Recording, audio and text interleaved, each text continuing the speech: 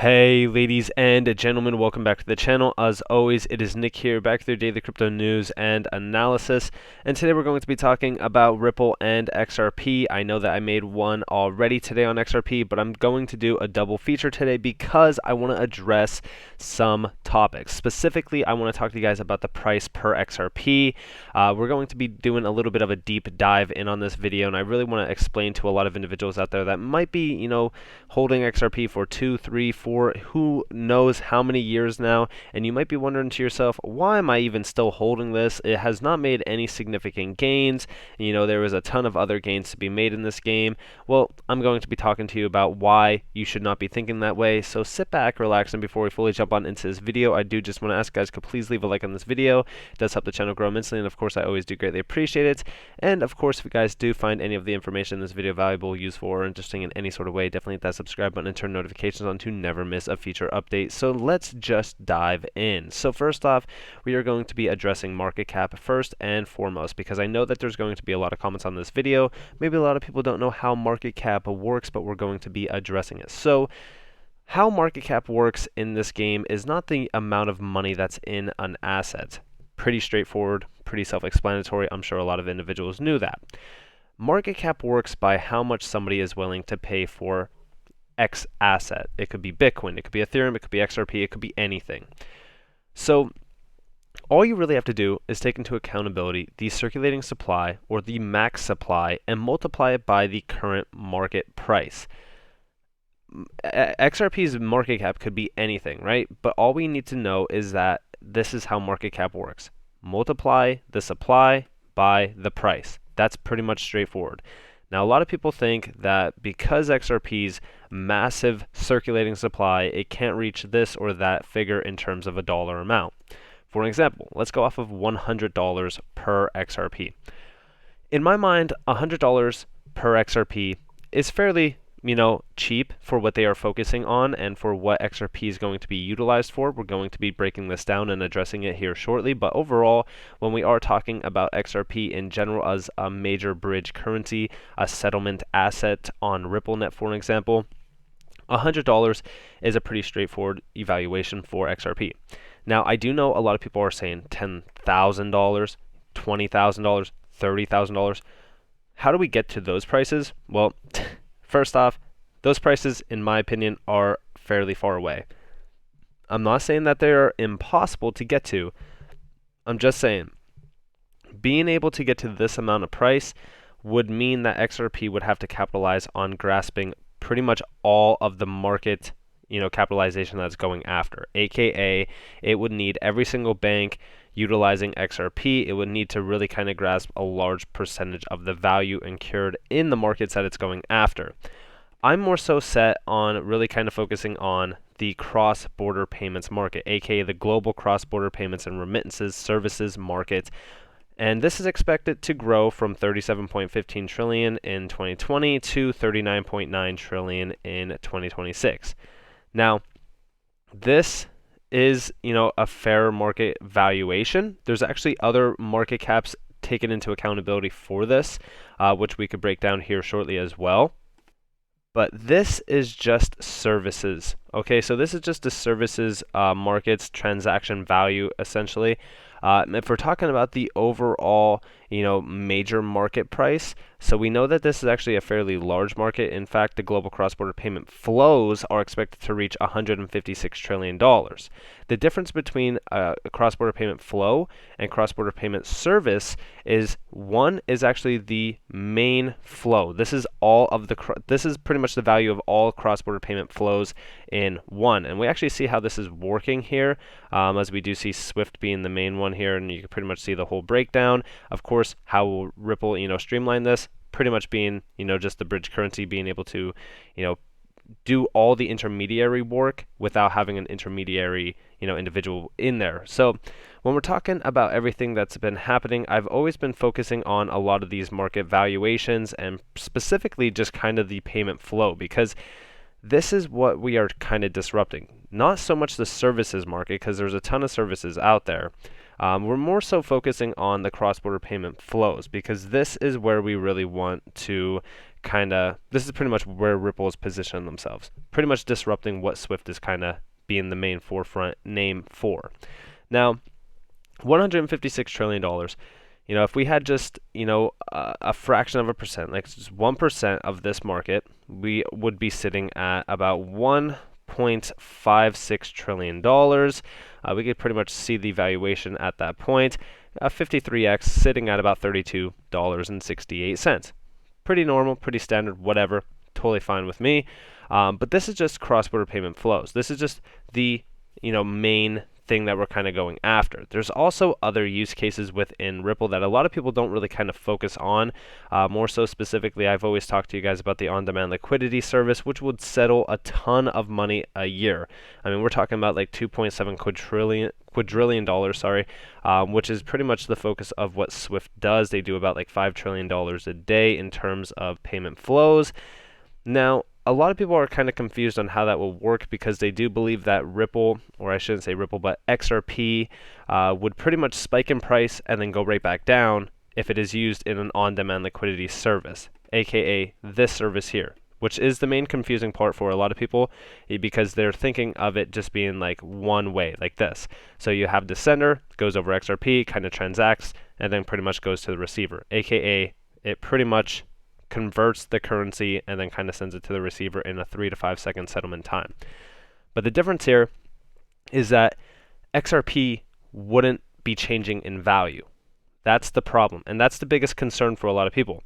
Okay, David Schwartz himself said that XRP would have to be at a high figure valuation, and it would have to stay at that valuation. This would pretty much be the idea of XRP no longer having price volatility, if you will, which we do know from Brad Garlinghouse that the price volatility actually wouldn't be anything close to the US dollar volatility. For an example, XRP settles in 3 to 5 seconds. The US dollar in terms of payments for like cross-border payments pretty much settles in like 5 to 9 days fully. And in that 5 to 9 days, the value of the US dollar could change drastically. In 3 to 5 seconds, how drastically could XRP pretty much change in value? But of course, David Schwartz said somewhere in the $1,000 plus range. This would be pretty much the price per XRP if it had one major overall final price, aka a stable price. The reason for this is because you have 50 billion in circulating supply currently. In total supply, you have 100 billion XRP. So if you are an enterprise or institutional, pretty much even financial institution / bank correspondent, and you were trying to transact with XRP, maybe the price would be, we'll just say $1 billion, okay?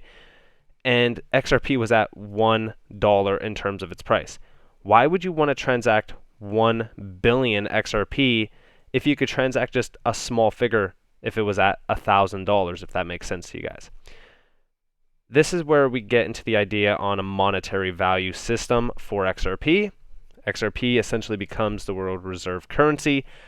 How logical is that in a sense? Well, that's pretty much what Ripple's goal is. In fact, David Schwartz even said they want banks to hold a large percentage of XRP. That way the value kind of stays stable, if you will.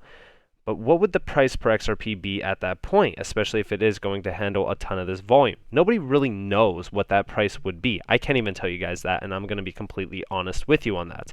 All we really need to know is this. XRP is at the forefront of RippleNet products. In fact, we know that even with line of credit, XRP is the main player. Line of credit, even talking more so about on-demand liquidity, XRP is the main puzzle piece for all of this. That's why I like to go off of the cross-border payments flow, because when we're talking about on-demand liquidity, it's pretty much going to service that market specifically. Especially right now, we see a ton of updates within that market as well. We even see, how technology is disrupting the global remittance industry. We know that XRP is the main player here.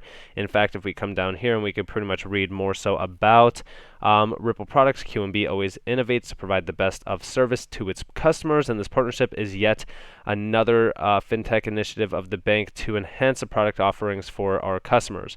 And of course, this was talking more so about Ripple's partnership and really kind of partnering with them to utilize those RippleNet products, pretty much using remittance services and cross-border payments, in general. But all of this, again, is all kind of focused on Ripple in general. If you're talking about global remittances and cross-border payment flows, like Ripple is really kind of solving that problem. This is what they have been building forever now. But I want you to all understand that XRP just doesn't have the use case of on-demand liquidity and even line of credit. These are not. It's just two. I mean, like, these are two of the main ones overall. But even in the Amazon Web Services description of RippleNet and XRP in general, we could kind of see RippleNet use cases here. E-invoicing, international supply chain payments, global currency account, real-time cash pooling, international bill pay, real-time remittances, and international P2P payments. And of course, they also do focus on, XRP up here as well. They mention XRP overall as the main currency, aka XRP, to offer on-demand liquidity, which lowers the cost while enabling real-time payments in emerging markets, etc., right? When we're talking about XRP's use case and value, right now, yeah, sure, the value of XRP is not continuing to go up and up and up in price. I want you to all understand and rethink to yourself why the SEC targeted XRP specifically. Why did it go after Ripple? Because when we're talking about what Ripple did in terms of Brad Garlinghouse and Chris Larson selling, XRP to ODL customers for, of course, them to sell on the open market, is that really that bad of a thing to do, specifically when we know about Ethereum with ICOs, we know about other assets within this space as well.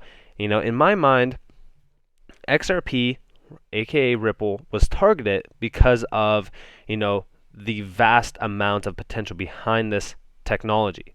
This is going after SWIFT. This is going after the banking infrastructure. The SEC, in my mind, was always put in place to protect the bankers and the banks. I'm not saying that is exactly what has gone on with this. I actually have a little bit of a different way of looking at this SEC lawsuit, aka being the, catalyst for, of course, crypto regulations. But in general, you need to look at why they targeted Ripple specifically out of all the other assets in this space. There's a lot of talks about corruption with Ethereum and Bitcoin. We just don't know specifically. All we need to know is that when we're talking about what XRP is going after for Ripple, right? Ripple's utilizing XRP to go after liquidity. We know that liquidity is a huge player. We go back a little bit in time to September. Crypto liquidity is ready to eat cross-border payments lunch. This is because when we're talking about liquidity, it is a big problem right now. In fact, that is why we have trapped liquidity within the SWIFT market, nostril-vostro accounts, $27 trillion, like I've mentioned, right? But we do see here, however, it's taken a few years for crypto to make a significant dent in this $130 trillion a year industry that incumbents like money transfer companies and big banks have held a monopoly on. And of course, this is talking more so about the cross-border payment flow. Of course, when we're talking about everything that's been happening, we've been focusing on cross-border payments for a very long time on this channel, but more so talking about SWIFT, talking about digitization, talking about, specifically CBDCs. I love to talk about things like this because when we're talking about ledger technology, aka the XRP ledger as well, we could see CBDCs being built on private ledgers, which of course, every single ledger technology in the space, Hedera, XRP, they all offer private and public pretty much access, which means a CBDC or a central bank, could issue its private CBDC on the private ledger. Again, allowing them to have a centralized, specific digital asset, which I know that kind of sounds scary to a lot of those people out there that are screaming right now, centralization. It's centralized only due to the idea that it will be a private, pretty much ledger use case. It's not going to change any way how we look at the XRP ledger or these cryptocurrencies. It's just going to be allowing those central banks to have control over their monetary purposes. But of course, we're seeing massive growth throughout the crypto market. We're still very early in the crypto market, I mind you, as well, with 200 million users worldwide. That's why, first off, I also think that we're going to see massive growth for XRP and a lot of these assets. But we need to understand that right now, the world that we live in is extremely poor in terms of the efficiency of payments. Even PayPal. PayPal sucks. Honestly, I'm going to be completely honest with you guys. PayPal is terrible. We even see here, to all the consumers that have previously gone to PayPal or like to make a cross-border payment, why stick with them when it's cheaper, faster, and just as, if not more, secure to use crypto? And it is true. I used PayPal multiple times for cross-border payments. As you guys probably don't know, I basically own a design agency. I pay a lot of individuals that are overseas in Italy, in third world countries as well. Making payments is extremely expensive. First off, you're paying the converting fee on PayPal, and then you're also paying the fee for it to actually send overseas. There's a ton of fees involved, hundreds of dollars incurred in terms of fees as well.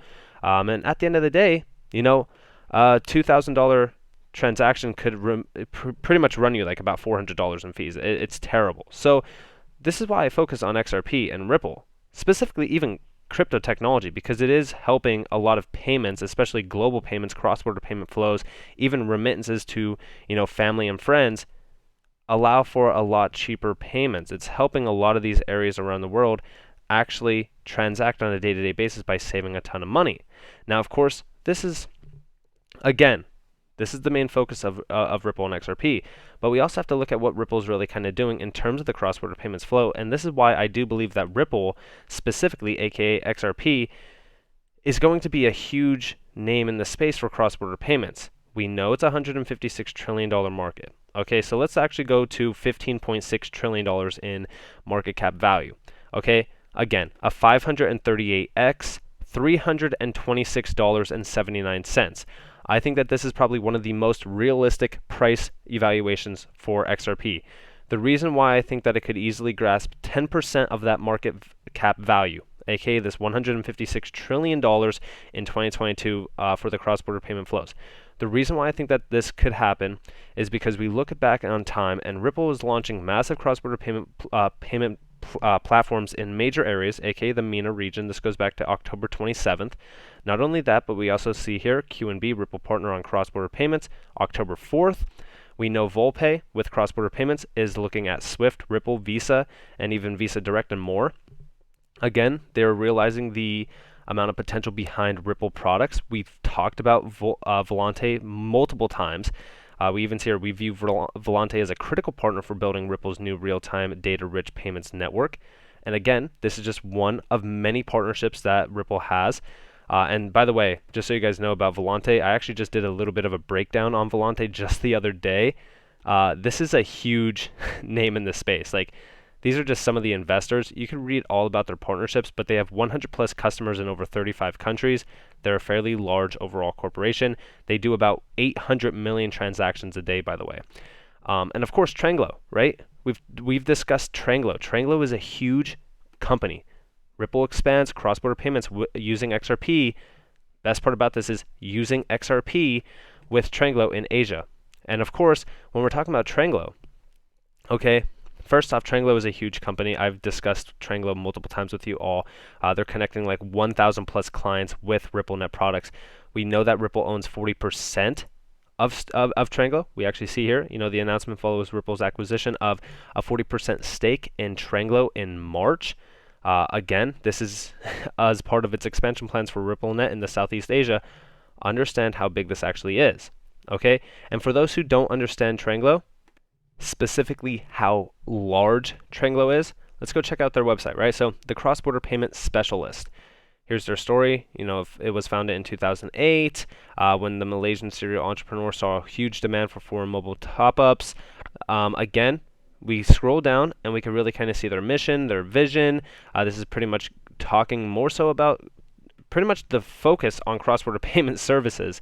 But of course, here's their facts. 1,300 payout partners, 20 million transactions, and $4 billion transaction value. Okay, and I know that might not seem like a lot to a lot of individuals, but I'm just saying these are 1,300 payout partners that have the potential to utilize or be utilized by RippleNet.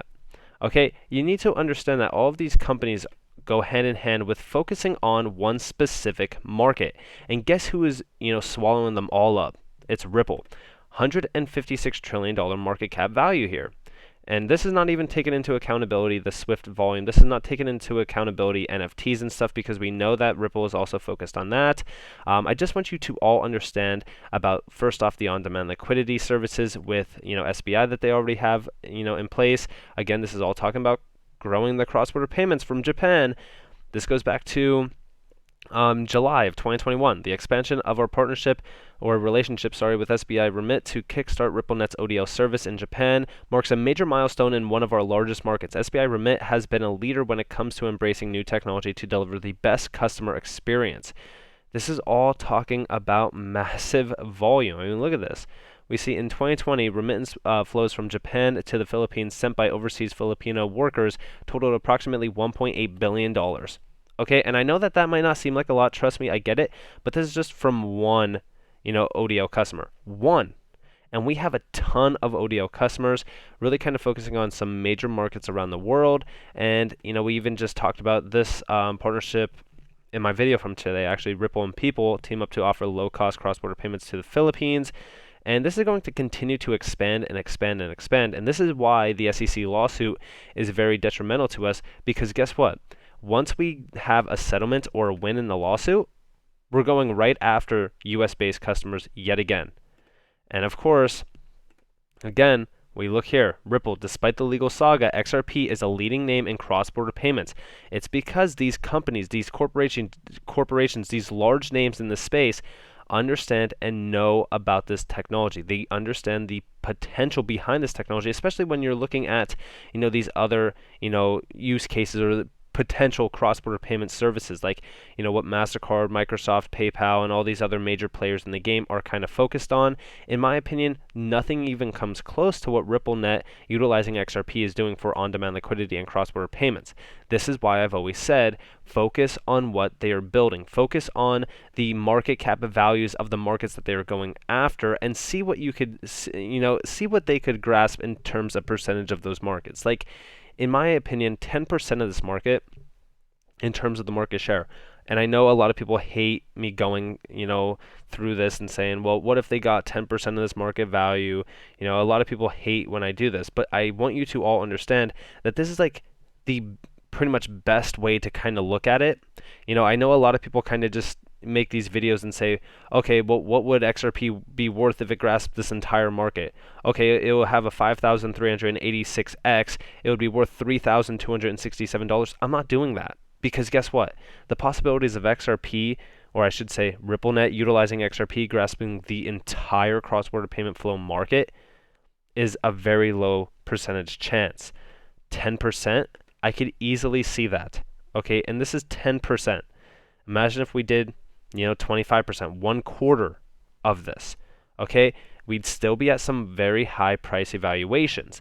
This is why I've always said that XRP is truly a life-changing asset if you have the, overall patience to hold it. And you don't only have to hold XRP. I'm not biased on XRP at all. I don't think that it is going to be the only winner in this space. I do think that it has the most amount of catalyst events behind it, aka the SEC lawsuit. Like, I don't think that the SEC knew that, themselves would put them, they pretty much locked themselves in this nice little cage. And that cage is essentially giving Ripple and XRP the upper hand on, if they do win this lawsuit, they're both going to skyrocket in value. XRP's FOMO event during that SEC lawsuit is going to provide a massive amount of, one, mainstream attention, but also two, massive FOMO events for XRP.